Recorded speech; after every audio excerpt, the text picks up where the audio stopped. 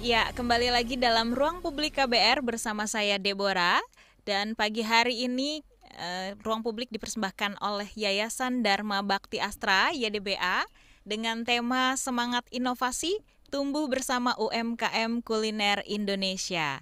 Nah, Ruang Publik KBR dapat Anda simak di 100 radio jaringan KBR di seluruh Indonesia yang tersebar dari Aceh sampai dengan Papua, dan bagi Anda yang berada di kota Jakarta dapat mendengarkan kami di 104,2 MS3 FM atau via website kami di kbr.id dan YouTube Berita KBR.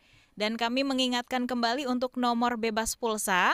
Anda dapat berinteraksi dengan kami secara langsung di nomor 0800 245 7893 atau di nomor WhatsApp kami 0812 118 8181. Dan masih bersama-sama dengan kita ada Ibu Grace Yuanita Deiti sebagai pemilik UMKM Mikajo Bakery yang juga merupakan UMKM kuliner binaan Yayasan Dharma Bakti Astra dan PT Pama Persada Nusantara. Nah, balik lagi sama Ibu Grace. Kita mau tanya-tanya lagi tentang bisnisnya nih Mikajo Bakery. Sebenarnya kalau untuk Mikajo Bakery ini apa sih yang jadi pembeda atau keunggulan-keunggulan dari Mikajo Bakery ini sehingga menjadi brand equity atau menjadi opsi pertama nih yang ada di benak konsumen? Silakan Bu Grace. Ya, Mikajo ini kan mengambil tema makanan produk-produk sehat ya, Mbak ya. Jadi kalau konsumen konsumen itu taunya makanan sehat ya adanya di Mikajo seperti itu sih. Jadi kalau uh, ada yang nanya, aku ada alergi ini apa telur, beli makanan di mana ya? Pasti nanti temen yang tahu itu pasti di Mikajo aja. Di sana ada produk yang tanpa telur, tanpa susu seperti itu. Oke, jadi diarahinnya ke situ ya. Yang Ah, ingin ah. yang ingin Mikajo sampaikan ke konsumen adalah kita makanan yang sehat. Iya. Ada kalau misalnya untuk orang-orang yang alergi olahan susu, olahan telur itu bisa merapat ke Mikajo ya untuk beli Ya, produk rotinya jadi seperti itu. roti gandum itu kan umumnya dia pakai telur dan susu ya, Mbak ya. Kalau Mm-mm. di mie Aceh ini dia tanpa tanpa telur dan susu. Oke. Nah, untuk lama penyimpanannya tuh berapa hari sih Bu dari produk-produknya Ah, Mikajo ini? Khususnya roti karena ya. karena kami nggak pakai pengawet, jadi penyimpanannya 2-3 hari aja. Oke, 2-3 hari. Nah, biasanya kan Iya. kalau orang beli makanan tuh nggak habis taruh kulkas dulu ya. Kalau penyimpanan di kulkas tuh seperti apa tuh, Bu? Kalau kami sarankan untuk penyimpanan roti itu di freezer ya, karena kalau di freezer itu dia bikin nggak kering sih, Mbak. Jadi teksturnya Oke. tuh setelah dari freezer didiamin dulu, itu Mm-mm. nanti teksturnya tuh nggak sekering waktu kita simpan di chiller biasa. Oh, ada perbedaan ternyata ya. Jadi kalau customer tanya kan biasanya kami sarankan seperti itu bagi yang konsumsinya dikit sedikit. Biasanya kan diet-diet gitu ya. Jadi sehari 2 lembar. Kan isinya biasa Iya, 10 apa 12 tuh, Bu, yang roti tawar tadi.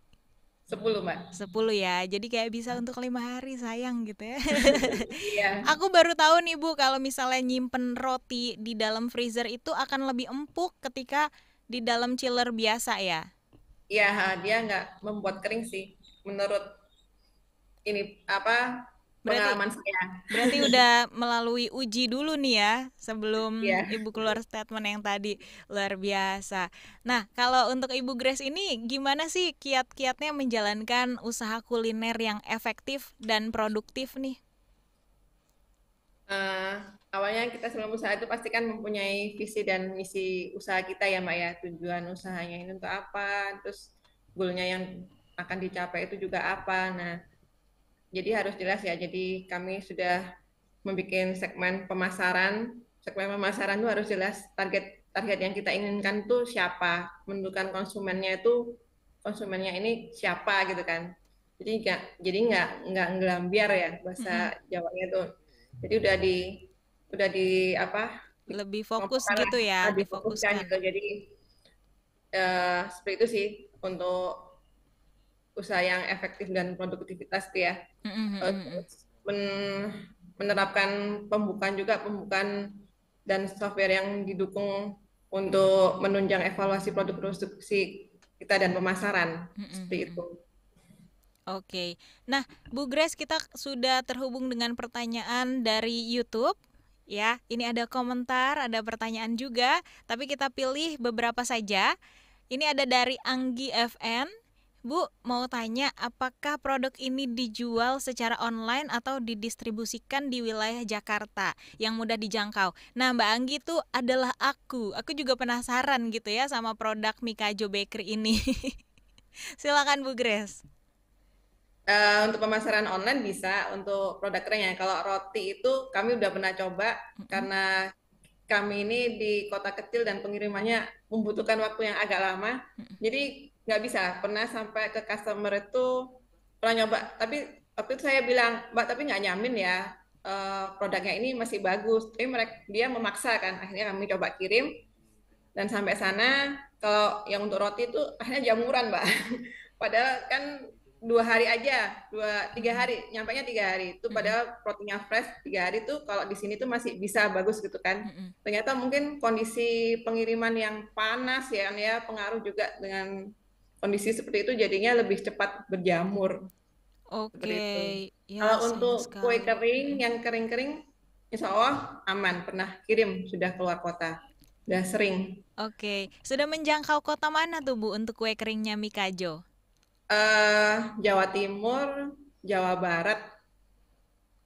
Oke, Jawa Kalau Timur dan Jawa Barat. Balikpapan itu ada kami dari DBA Mm-mm. Pama LPB Pama itu menyediakan di sana apa kayak stand stand kuliner ya, Mm-mm. oleh-oleh gitu. Mm-mm. Jadi produk Mikaju juga ada di sana untuk yang kering.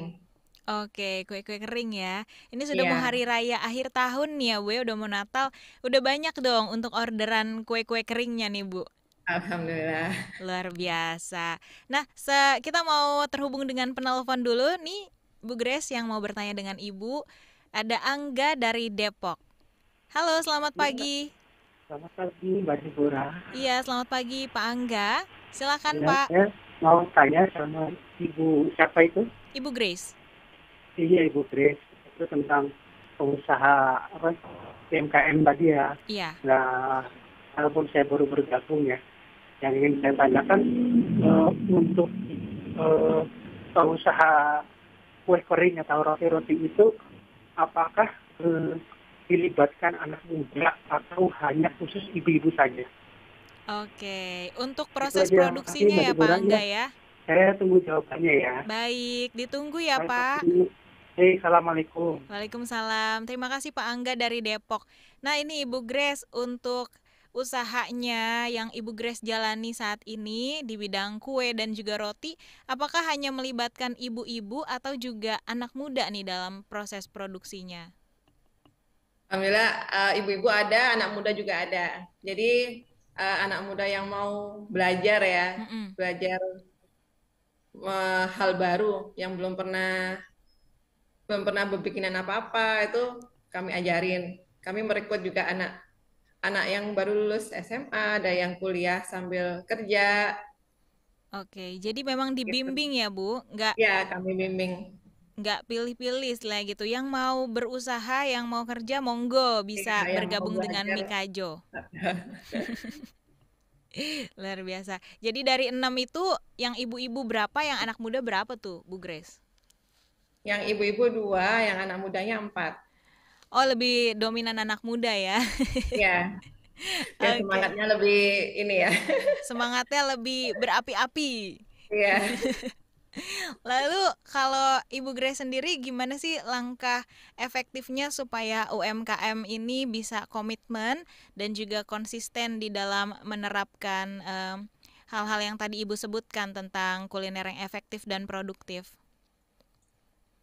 Kita kan udah punya visi misi tadi ya Mbak ya. Mm-mm. Terus sudah memappingkan pasar kita dan target pasar kita kan ya. Nah, Ya. itu kita evaluasi secara berkala. Seperti itu. Kita evaluasi berkala bersama tim, dimasukkannya apa, seperti itulah. Evaluasi berkalanya itu setiap triwulan atau bagaimana tuh Bu? Udah 2 minggu dan 1 bulan. Oke, jadi setiap 2 minggu dan juga 1 bulan ada evaluasi ya. Luar biasa. Memang evaluasi itu perlu ya Bu. Jangan jalan-jalan terus. Ada kekurangan-kekurangan apa kelewat gitu ya jadinya. Ya. Itu memang yang namanya evaluasi perlu di dalam usaha. Nah baik Ibu Grace, kita harus jeda terlebih dahulu. Dan saudara jangan kemana-mana, kita akan kembali lagi dalam Ruang Publik KBR, persembahan dari Yayasan Dharma Bakti Astra, dan dengan tema Semangat Inovasi, tumbuh bersama UMKM Kuliner Indonesia.